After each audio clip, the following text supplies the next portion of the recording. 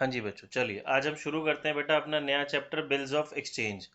बड़ा ही interesting chapter है, आपको मज़ा आने वाला है इस चैप्टर में। और ये पूरा का जो पूरा चैप्टर है बच्चों, ये जर्नल एंट्री बेस्ड चैप्टर है। इसके लिए आपको जर्नल आनी चाहिए, जो कि हम सभी को आती है अच्छे से। देखिए जी, बिल्स ऑफ एक्सचेंज होता क्या है। शुरुआत करते हैं बच्चे इस चैप्टर की। देखिए एक एग्जाम्पल से, मिस्टर ए है। मिस्टर ए ने मिस्टर बी को गुड्स सेल किए हैं जी क्रेडिट पर। मिस्टर ए ने गुड्स सेल किए मिस्टर बी को क्रेडिट पर, और इनकी टर्म तय हुई जी आफ्टर 3 मंथ्स। मतलब Mister B will pay Mister A after 3 months. अब जब मिस्टर ए 3 महीने बाद बी के पास पैसे लेने जाते हैं, तो मिस्टर बी डिनाई कर देता है जी, कह देता है मैं नहीं जानता आप कौन हो। क्या ऐसा प्रैक्टिकल लाइफ में भी होता है बच्चों? यस, होता है ना। बड़े सारे लोग उधार लेने के टाइम पे तो, सामान उधार खरीदने के टाइम पे तो बड़े पोलाइटली बोलते हैं और बाद में पैसे रीपे नहीं करते। तो इस प्रॉब्लम से बचने, क्योंकि ए के पास अभी ए कुछ नहीं कर सकता, ए के पास कुछ लीगल प्रूफ सॉल्यूशन कुछ भी मतलब एविडेंस नहीं था। तो इस प्रॉब्लम से बचने के लिए ए एक डॉक्यूमेंट बनाता है जी। ऑब्वियसली बात है, जब हम डॉक्यूमेंट की बात कर रहे हैं तो रिटन डॉक्यूमेंट ही होगा। ए एक रिटन डॉक्यूमेंट बनाता है, जिसे कि हम बोलते हैं बिल्स ऑफ एक्सचेंज या बिल्स रिसीवेबल। ए एक डॉक्यूमेंट बनाता है, बिल्स ऑफ एक्सचेंज बोल देते हैं चलिए अभी उसे। Bills of exchange, BOE। Bills of exchange बनाता है, उसमें सारी चीज़ें लिखता है जी। किस डेट को सेल हुई, सेल की डेट, कब मुझे अमाउंट रिसीव होगा उसकी date, actual amount, name, each and everything वो इसके अंदर मेंशन करता है और बी को देता है। ए ने वो बिल दिया बी को, बी उसको रीड करेगा और साइन कर देगा जी। बी उस बिल को रीड करेगा और क्या कर देगा, साइन कर देगा। ये कहलाता है हमारा एक्सेप्टेंस। ये वाला स्टेप क्या कहलाता है, एक्सेप्टेंस। बी को उस बिल को एक्सेप्ट करना जरूरी है, विदाउट एक्सेप्टेंस कोई भी बिल वैलिड नहीं होता। ए ने बिल बनाया, बी को दिया, बी ने उस बिल को साइन करा और रिटर्न कर दिया किसको, ए को। तो ए के पास प्रूफ आ गया ना बच्चों उधार बेचने का। तो ये जो प्रूफ है वो ए के पॉइंट ऑफ व्यू से कहलाएगा बिल्स रिसीवेबल, और बी के पॉइंट ऑफ व्यू से कहलाएगा बिल्स पेएबल। देखो बच्चों, इतनी बात समझ में आई। ए ने बिल बनाया, बी को दिया, बी ने साइन करा, साइन करके रिटर्न वापस ए को कर दिया। तो ए के पॉइंट ऑफ व्यू से ये कहलाएगा जी बिल्स रिसीवेबल, बी के पॉइंट ऑफ व्यू से कहलाएगा बिल्स पेएबल। बच्चों ए के लिए एसेट्स हुई या लायबिलिटी हुई, जल्दी से बताएंगे। ए के लिए एसेट्स हुई, बिल्स रिसीवेबल एसेट्स होती है क्योंकि उसे पैसा मिलना है। बी के लिए लायबिलिटी हुई, ठीक है जी, क्योंकि उसको पेमेंट देनी है। इतनी बात समझ में आ गई जी, ये हमने मेन मेन बात पढ़ी। अच्छा, ये जो हमारा बिल्स ऑफ एक्सचेंज होता है, ये एक डॉक्यूमेंट होता है बच्चे, इंस्ट्रूमेंट होता है। रिटर्न होगा ना, ये ओरल तो नहीं होगा, ये रिटर्न डॉक्यूमेंट होगा। और इसके अंदर सब कुछ स्पेसिफिक होता है। Signed by the maker, signed होगा, इसके भी सिग्नेचर होंगे, इसके भी सिग्नेचर होंगे। अगली इंपॉर्टेंट बात बेटा, ये अनकंडीशनल होता है।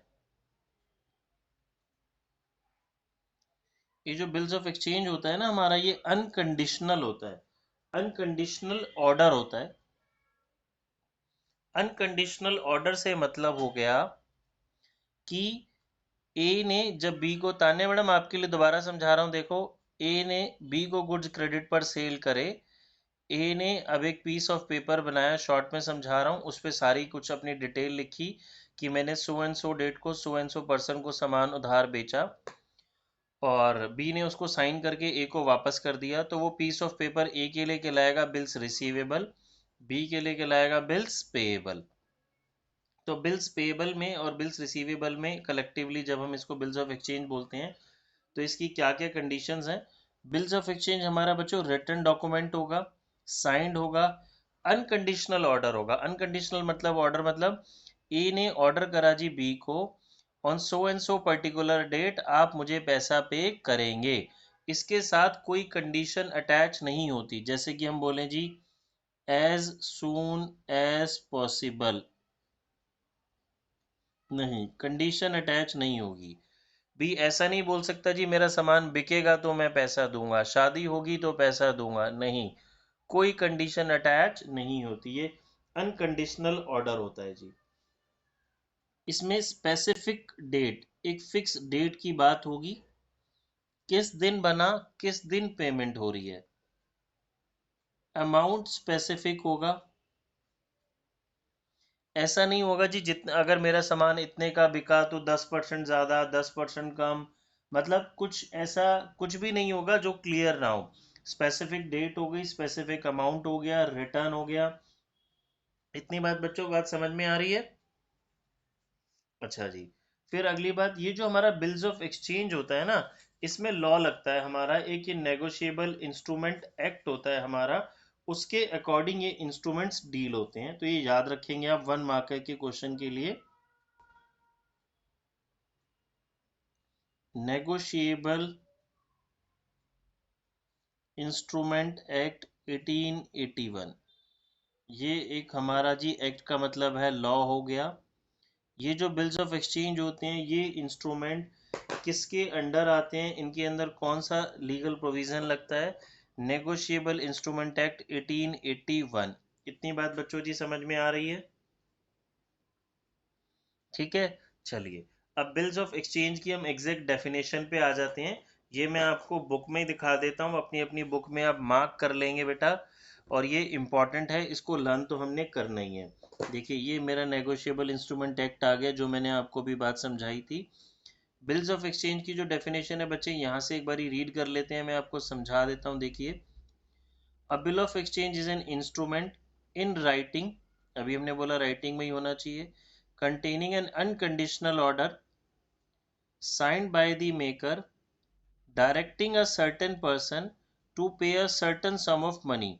certain मतलब निश्चित, फिक्स, हम डायरेक्ट कर रहे हैं एक सर्टेन पर्सन को कि आप एक फिक्स अमाउंट पे कीजिए, ठीक है जी, certain sum of money only to or to the order of a certain person to the bearer of instrument। बेटा ये आगे वाली लाइनों का क्या मतलब है? हमने ऑर्डर करा एक सर्टन फिक्स पर्सन को कि आप पेमेंट करेंगे जी एक फिक्स अमाउंट, या फिर आप करेंगे या फिर हम जिसको ऑर्डर करेंगे आप उस पर्सन को पेमेंट करेंगे। ये बाद वाली लाइनों का क्या मीनिंग है, अभी मैं आपको कुछ एग्जांपल दूंगा तो आपको बात समझ में आ जाएगी। ठीक है, ये डेफिनेशन बच्चे आपको मार्क करनी है।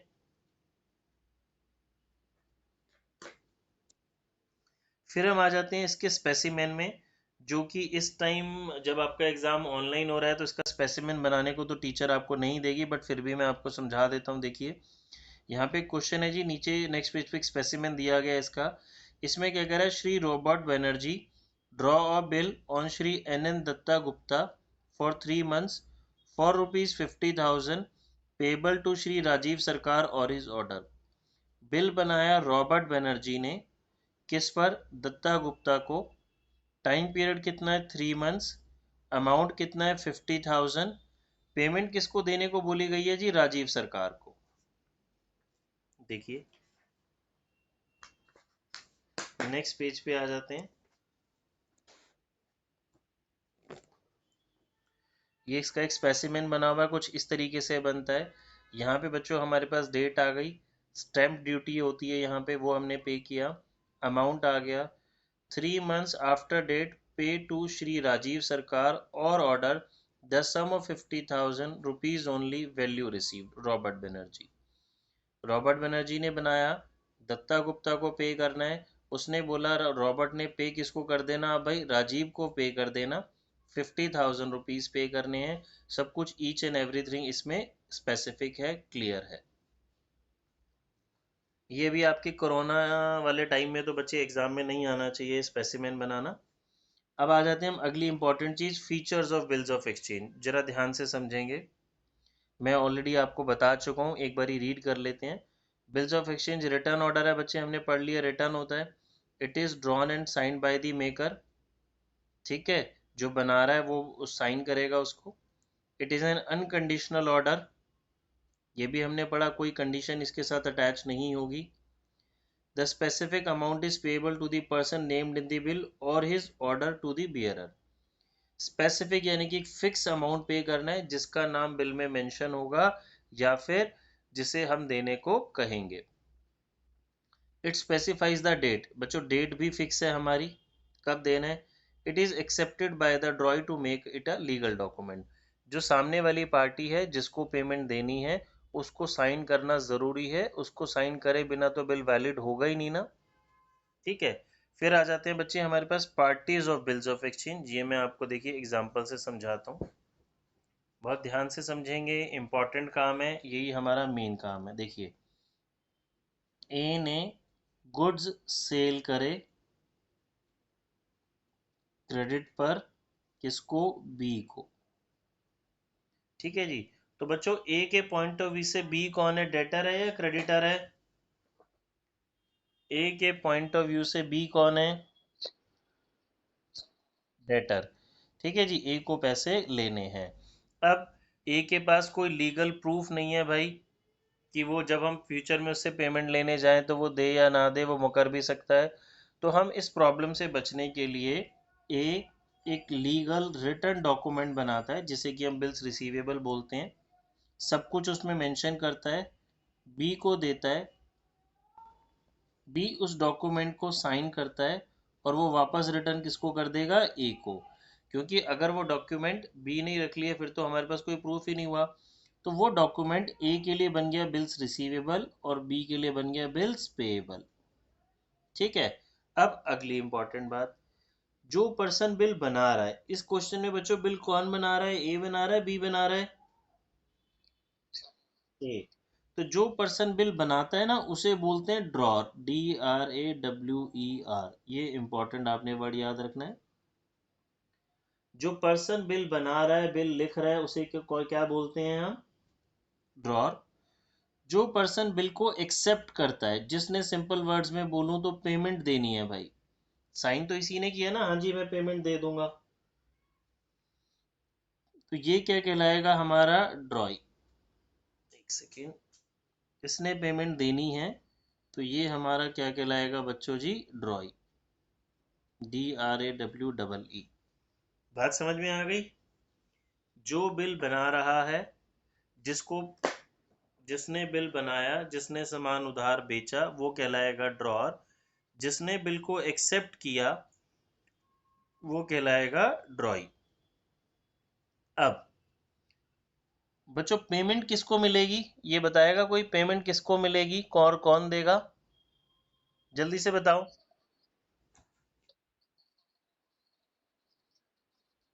बिल्कुल ठीक, किसको पेमेंट मिलेगी, तो जिसको पेमेंट मिलती है ना उसको पेई भी बोलते हैं, उसको क्या बोलते हैं हम, पेई भी बोलते हैं। तो ए ड्रॉर भी है और पेई भी है। अब अगली इतनी बात सबको समझ में आ गई, नेक्स्ट सिचुएशन समझाऊं। नेक्स्ट सिचुएशन में देखिए बच्चे, ए ने बिल बनाया, बी को दिया, बी ने साइन करके ए को वापस करा, तो ए जो बिल बना रहा है वो कहलाएगा ड्रॉर, जिसने पेमेंट देनी है, जिसने बिल को एक्सेप्ट किया वो कहलाएगा ड्रॉई। ठीक है, फिर मैंने बोला पेमेंट किसको मिलेगी भाई, पेमेंट तो ए को ही मिलेगी, तो ए पे भी कहलाएगा, इसने बिल बनाया और पेमेंट भी इसी को मिल रही है, तो ये हमारा ड्रॉर भी है और ये हमारा पेई भी है। अब अगली चीज, ए ये बिल ना सी को एंडोर्स कर देता है, ए ये बिल किसको एंडोर्स कर देता है, सी को। ए ने सी से गुड्स परचेज किए थे, ए को सी को पेमेंट देनी थी, तो उसने पेमेंट ना दे के ये बिल दे दिया भाई सी को, किसी आप ये बिल रख लो। अब पेमेंट देने वाला बंदा तो सेम है, ये चेंज नहीं होगा। बी ड्यू डेट पे किसको पेमेंट दे देगा, सी को, बात समझ में आ रही है? पेमेंट किसको मिलनी थी? ए को। ए ने अपना वो राइट, अपना वो बिल किसको दे दिया? सी को। तो पेमेंट देने वाला पर्सन तो चेंज रहेगा, लेकिन पेमेंट मिलने वाला, पेमेंट किसको रिसीव हो रही है, वो चेंज हो गया। तो इस एग्जाम्पल में अब जहाँ पे ए बी सी तीन लोग आ गए, बच्चे ड्रॉर कौन है बताओगे? ए है, बी है, सी है? ड्रॉर ए। बच्चे ड्रॉर तो वही रहेगा जिसने बिल बनाया, ड्रॉर था जिसने बिल बनाया। ठीक है। पेई कौन था? हो गया पेई, सी। पेई जिसको पेमेंट मिलती है, पेई जिसको पेमेंट मिलती है, पेमेंट किसको मिल रही है? सी को। सी को। तो ये पेई हो गया, इसने पेमेंट देनी है, ये ड्रॉई हो गया। दोबारा समझाता हूं, देखो।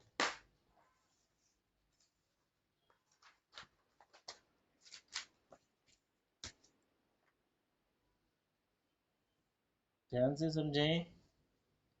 ए ने बिल बनाया, बिल बना के बी को दिया, बी ने साइन करके ए को रिटर्न करा।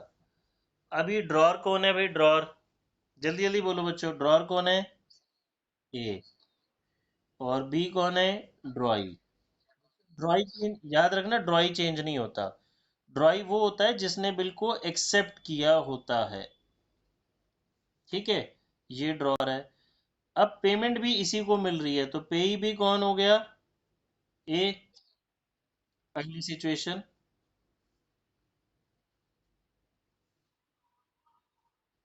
ए ने बिल बनाया, ठीक है जी। इसने बिल बनाया, इसके लिए बिल्स रिसीवेबल। इसने बिल को साइन किया, इसके लिए बिल्स पेएबल। इसने वो बिल एंडोर्स कर दिया जी सी को। एंडोर्स मतलब समझते हैं? इसने अपना बिल वो किसको दे दिया? सी को दे दिया। अब इस एग्जाम्पल में ड्रॉर कौन है बच्चे? ए। ड्रॉर भाई जो बिल बनाता है, बिल बनाने वाला बंदा चेंज थोड़ी ना हो रहा है, ड्रॉर। ड्रॉई कौन है? ड्रॉई भी वो वही रहेगा जिसने पेमेंट देनी है। पेई चेंज हो गया, पेई कौन हो गया? सी।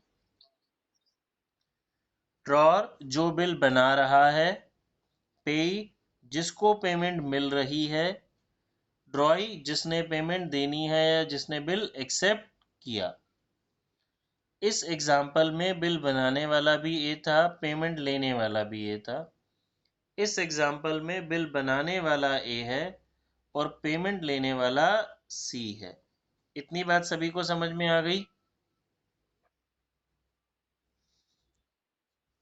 ठीक है। चलिए आगे आते हैं, मैं वापस आपको बुक दिखा रहा हूँ एक बारी। बुक में आते हैं। देखिए जी, ये पार्टीज और बिल्स ऑफ एक्सचेंज है। आप मार्क कर लेंगे, जो जो थ्योरी मैं मार्क करा रहा हूँ बच्चों, ये इंपॉर्टेंट है। ये आप अपनी बुक्स में मार्क कर लेंगे, लर्न करेंगे, एग्जाम में पूछी जाती है और प्रैक्टिकल के लिए भी ज़रूरी है। फिर हम आ जाते हैं बच्चों types of bills of exchange. Bills of exchange हमारे दो तरह के होते हैं, ट्रेड बिल और अकोमोडेशन बिल।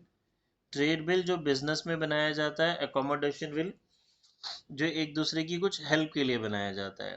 तो जब हम प्रैक्टिकल क्वेश्चंस की बात करेंगे, तो ट्रेड बिल हमारे सिलेबस में है, एकोमोडेशन बिल हमारे सिलेबस में नहीं है।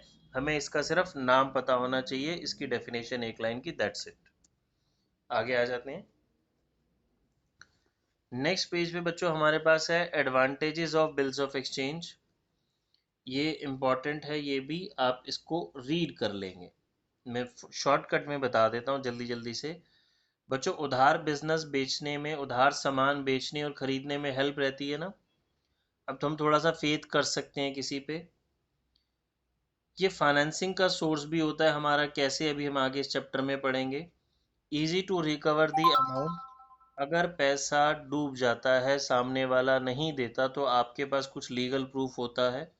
आप इस बिल को एंडोर्स, जैसा कि अभी हमने देखा, ए ने सी को पेमेंट देनी थी और उसने उसको, अगर उसके पास, ए के पास पेमेंट नहीं भी थी, तो वो अपना बिल उसको एंडोर्स कर देता है कि सर आपको इस बिल से पेमेंट मिल जाएगी।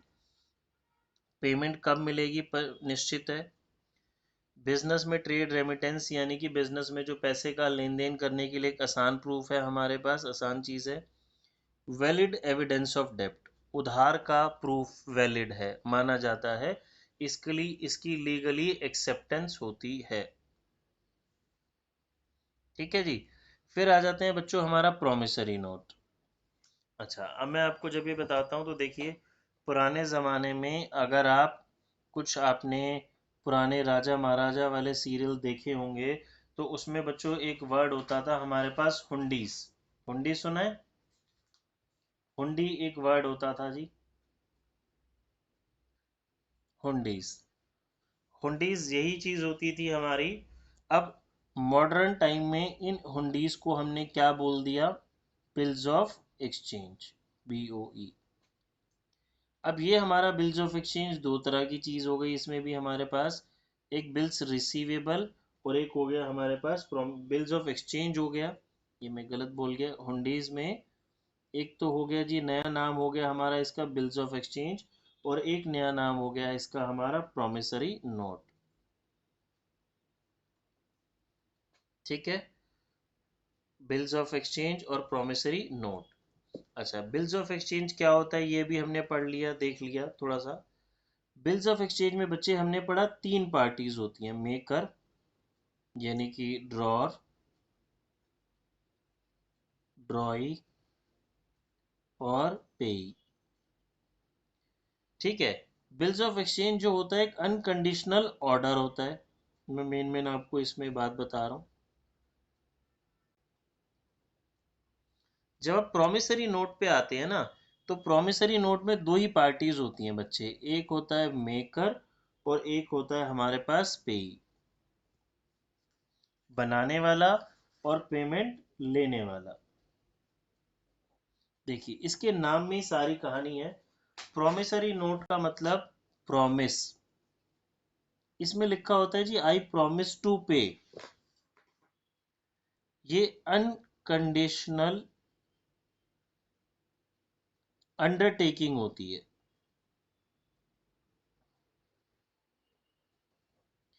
आपने सुना होगा कई बार स्कूल में, स्कूल वाले जो वीक बच्चा होता है, स्पेशली से 11th में मैथ्स में नहीं पढ़ रहा होता, तो उससे अंडरटेकिंग ले लेते हैं जी। अंडरटेकिंग मतलब लिखवा के ले लेते हैं, भाई अगर आपके फर्स्ट टर्म में सेकंड टर्म में मार्क्स अच्छे नहीं आए तो हम आपसे ये पर्टिकुलर सब्जेक्ट ले लेंगे, या आपको 12th में मैथ्स नहीं देंगे।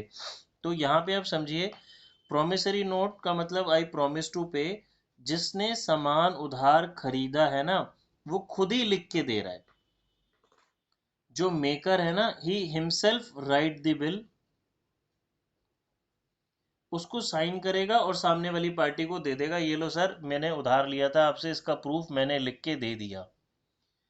बिल्स ऑफ एक्सचेंज में क्या है, इसने सामान बेचा तो ये बिल बना रहा है, ड्रॉई को दे रहा है, ड्रॉई साइन करके इसको वापस कर रहा है, तो इसमें एक्सेप्टेंस हो रही थी जी। इसमें एक्सेप्टेंस वाली बात ही नहीं है, जब वो खुद ही तो लिख के दे रहा है, सामने वाली पार्टी वो खुद ही आपको लिख के दे रहा है, हाँ जी मैंने पेमेंट देनी है। बात समझ में आ गई? तो प्रोमिसरी नोट में दो पार्टीज हो गई जी, मेकर और पेई, बनाने वाला और जिसको पेमेंट मिल रही है। ये मेन इसका डिफरेंस बता रहा हूँ, बाकी सारी चीज़ें तो वही रहेंगी कि ये भी रिटन डॉक्यूमेंट होता है हमारा। अनकंडीशनल ऑर्डर की जगह अनकंडीशनल अंडरटेकिंग आ जाएगी, पार्टीज तीन की जगह दो हो जाएंगी यहाँ पे। यहाँ एक्सेप्टेंस की ज़रूरत होती है, यहाँ एक्सेप्टेंस की ज़रूरत होती ही नहीं है। ठीक है, बात समझ में आ रही है बच्चों? देखिए अब मैं बुक में आपको इसकी डेफिनेशन दिखा देता हूँ, मार्क कर लेंगे, इंपॉर्टेंट है। अ promissory note is an instrument in writing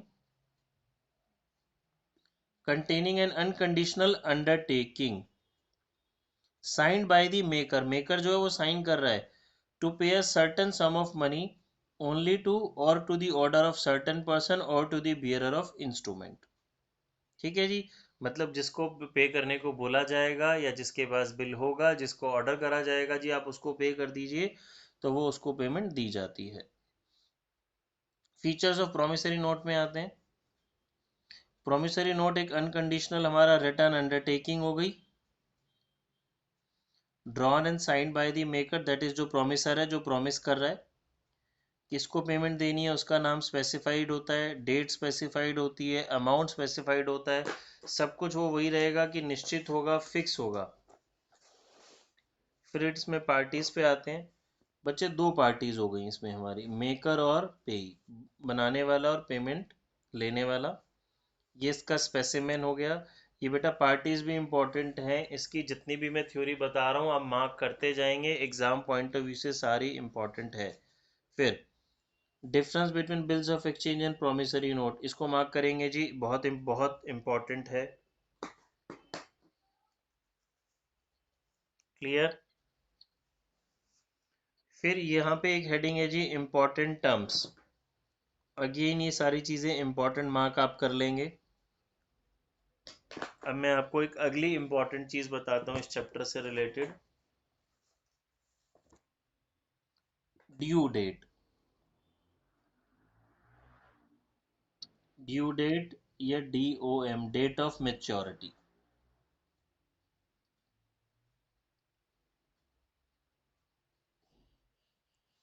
देखिए बच्चे मेरी बात जरा ध्यान से सुनेंगे। ए ने बी को गुड्स सेल किए क्रेडिट पर और एक बिल बना लिया 3 मंथ्स के लिए। सेल की डेट है जी 1 जनवरी 20। तो ड्यू डेट बताएगा कोई बच्चा कब आएगी? सेल की डेट है 1 जनवरी 20।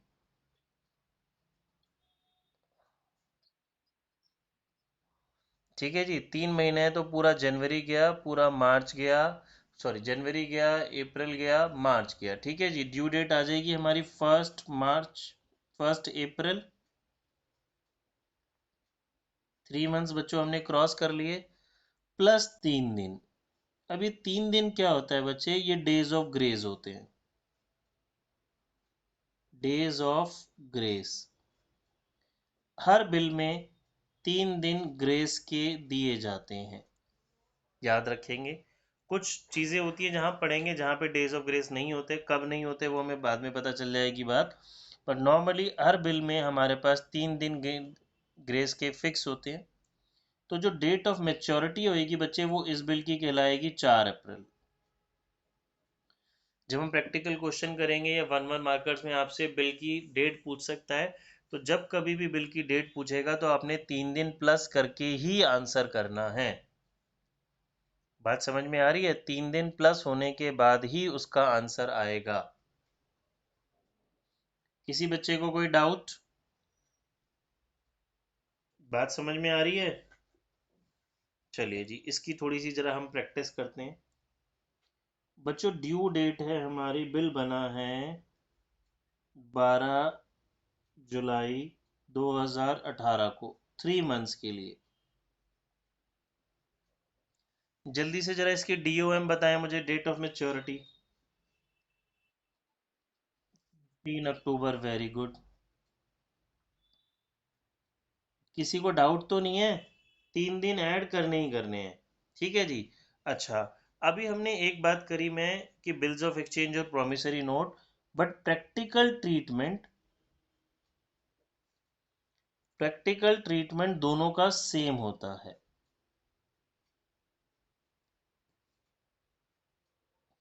BOE का भी और प्रोमिसरी नोट का भी। मतलब मेरे क्वेश्चन में लिखा हो जी बिल्स ऑफ एक्सचेंज बना रहे हैं, प्रोमिसरी नोट बना रहे हैं, या ड्यू डेट आप प्रोमिसरी नोट की निकालिए, तो आंसर दोनों केसेस में सेम रहने वाला है। ठीक है, अगली बात।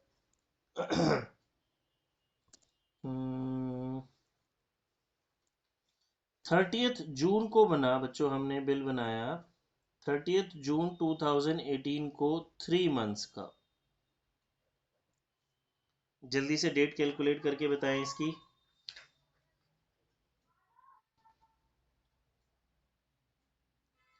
देखिए जून से अपना 30 जून है तो पूरा जुलाई, अगस्त, सितंबर।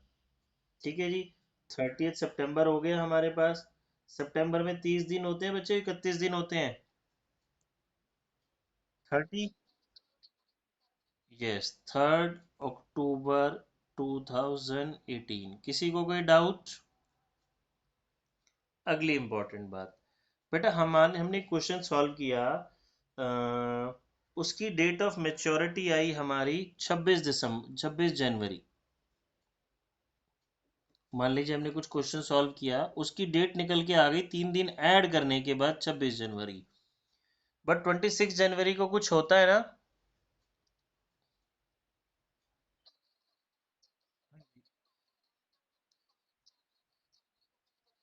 बिल्कुल ठीक जी, very good. In case of public holiday, Sunday, मतलब जो भी बेसिकली डिक्लेयर्ड हॉलीडेज हैं, जो आपको ऑलरेडी पता है, जैसे कि 26 जैन हो गया, 15 अगस्त हो गया, 2 अक्टूबर गांधी जयंती हो गया, तो एक प्रीवियस डे हो जाएगा बच्चों। जो हमारी डेट होगी ना, वो जो डेट होगी वो क्या हो जाएगी, एक दिन पहले, 1 डे अर्लियर। किसी को कोई डाउट? अच्छा जी, आगे आते हैं। इन case of emergency holiday, emergency holiday समझते हैं, जो ऑलरेडी डिक्लेयर्ड नहीं है। कुछ भी, सपोज इंडिया पाकिस्तान की वॉर हो गया, कोई बड़ा पीएम सीएम या कुछ भी, किसी की अनफॉर्चुनेटली डेथ हो गई, तो गवर्नमेंट हॉलीडे डिक्लेयर कर देती है ना। क्या ये सर्टेन होता है, पहले से पता होता है? नहीं। तो इन case of emergency holiday next day हो जाएगा बच्चों हमारा। अगर मान लीजिए कुछ हमारी डेट आ रही है और उस दिन क्वेश्चन में लिखा है जी इमरजेंसी हॉलीडे डिक्लेयर कर दिया गवर्नमेंट ने, तो जो आपकी डेट ऑफ मेच्योरिटी होगी 3 दिन ऐड करने के बाद की हम बात कर रहे हैं, तो वो नेक्स्ट डे में चला जाएगा। बात समझ में आ रही है बेटा सभी को? इतनी किसी को कोई डाउट है तो इतने में पूछिए।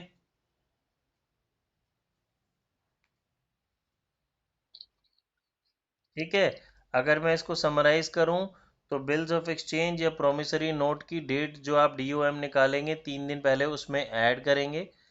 3 दिन ऐड होने के बाद अगर वो पब्लिक हॉलीडे संडे या डिक्लेयर्ड हॉलीडे है, तो एक दिन पहले हो जाएगी डेट ऑफ मेच्योरिटी।